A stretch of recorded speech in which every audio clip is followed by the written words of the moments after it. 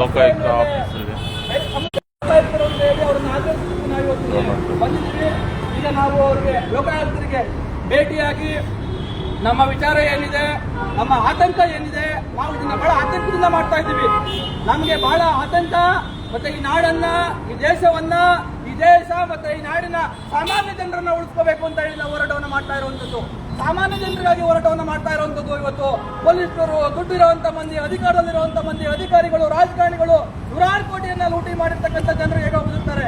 ಆದ್ರೆ ಸಾಮಾನ್ಯ ಜನರಿಗೆ ಸಿಗಬೇಕಾದಂತಹ, ಈ ನಾಡಿನ ಪ್ರತಿಯೊಬ್ಬ ಜನರಿಗೂ ದಕ್ಕಬೇಕಾದಂತಹ, ಈ ನಾಡಿನ ಜನರ ತೆರಿಗೆ ಹಣವನ್ನು ಲೂಟಿ ಮಾಡ್ತಾ ಇರ್ತಕ್ಕಂಥ, ಈ ನಾಡಿನ ನೈಸರ್ಗಿಕ ಸಂಪತ್ತನ್ನ ಲೂಟಿ ಮಾಡಿ ಬದುಕ್ತಾ ಇರ್ತಕ್ಕಂಥ ಕಳ್ಳರನ್ನ, ಲೂಟಿಕೋರರನ್ನ ಬಲಿ ಹಾಕಿಲ್ಲ ಅಂತ ಅಂದ್ರೆ ಸಾಮಾನ್ಯ ಜನರು ಬದುಕೋದಕ್ಕೆ ಆಗೋದಿಲ್ಲ. ಬಹಳ ದೊಡ್ಡ ದುರಂತವೇ ಮುಂದಿನ ದಿನಗಳಲ್ಲಿ ಆಗಿದೆ. ಇದೇ ರೀತಿಯಾಗಿ ಈ ವ್ಯವಸ್ಥೆ, ಈ ಸಮಾಜ ನಡ್ಕೊಂಡು ಹೋದ್ರೆ ಅಂತಹ ದುರಂತವನ್ನ ತಪ್ಪಿಸೋದಿಕ್ಕೆ ನಾವೇನಾದ್ರೂ ಒಂದಷ್ಟು ಕ್ರಮಗಳನ್ನ ಮಾಡಬೇಕು. ಸರ್ಕಾರ ಆ ನಿಟ್ಟಿನಲ್ಲಿ ಎಚ್ಚೆತ್ಕೋಬೇಕು. ಸರ್ಕಾರದಲ್ಲಿರ್ತಕ್ಕಂಥ ಸಂಸ್ಥೆಗಳು ಆ ರೀತಿಯಾಗಿ ಕೆಲಸ ಮಾಡಬೇಕು ಅಂತ ಹೇಳಿ ಆ ಸಂಸ್ಥೆಗಳನ್ನ ಆಗ್ರಹಿಸೋದಕ್ಕೆ, ಲೋಕಾಯುಕ್ತವನ್ನ ಸರಿಪಡಿಸೋದಕ್ಕೆ, ಬಲಪಡಿಸೋದಕ್ಕೆ, ಲೋಕಾಯುಕ್ತದ ವಿಶ್ವಾಸಾರ್ಹತೆಯನ್ನು ಹೆಚ್ಚೋದಕ್ಕೆ ಇವತ್ತಿನ ಮನವಿಯನ್ನು ಕೊಡೋದಕ್ಕೆ ನಾವು ಈ ಕಾರ್ಯಕ್ರಮವನ್ನ ಮಾಡ್ತಾ ಇದ್ದೀವಿ.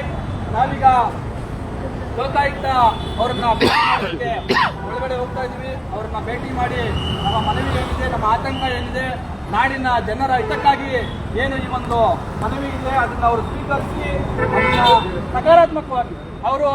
ಸಕಾರಾತ್ಮಕವಾಗಿ ಸ್ವೀಕರಿಸ್ತಾರೆ. ಯಾಕೆಂತ ಅಂದ್ರೆ ಇದು ಈ ನಾಡಿನ ಪ್ರತಿಯೊಬ್ಬರಿಗೂ ಇದರಲ್ಲಿ ಅನುಕೂಲ ಇದೆ. ಈ ನಾಡಿನ ಪ್ರತಿಯೊಬ್ಬರ ಹಿತ ಇದೆ.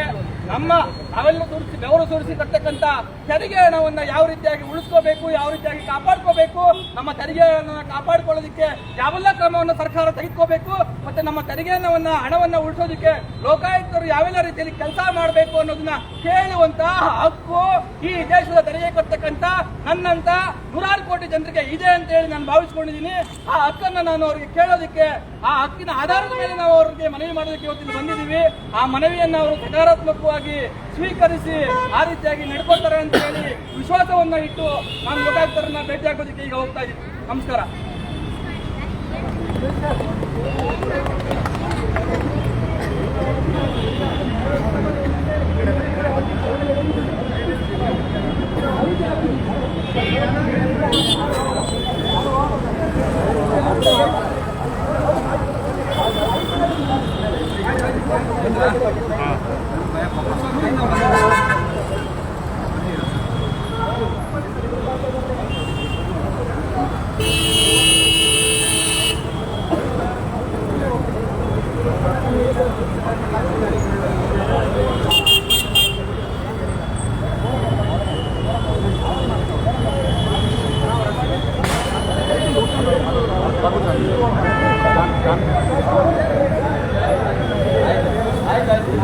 ಒಳಗಡೆ 3 ಜನನಂತೆ ಬಿಡೋದು ಹೋಗ್ತಾ ಇದ್ದಾರೆ.